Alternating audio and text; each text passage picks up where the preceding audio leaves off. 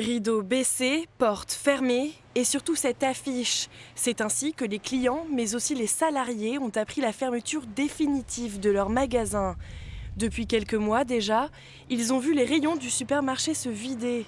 L'annonce est brutale, tous sont stupéfaits. J'avais bien vu que certains rayons étaient plus que vides et j'allais poser la question à la caissière en passant, mais bon, il y avait déjà des gens qui en parlaient. La caissière a dit, écoutez, moi je peux rien répondre du moment où nous, on n'est même pas au courant. Et le gérant n'a jamais communiqué. Jamais, jamais, jamais.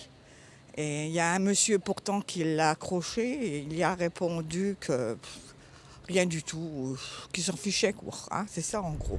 Cet Intermarché était le seul commerce alimentaire à Bazancourt. Certains iront faire leurs courses ailleurs, mais pour d'autres, il est plus difficile de se déplacer.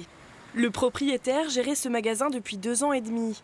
À la même époque, il inaugurait l'Intermarché de Varmeryville, à 5 km de là. L'un s'est développé, l'autre a été délaissé. Pour le maire de Bazancourt, c'est une pénurie organisée.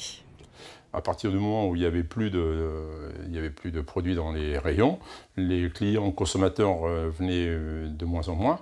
Et de là à dire, puisqu'il y a de moins en moins de consommateurs, il y a de moins en moins de clients, l'Intermarché est de moins en moins rentable, donc je le ferme.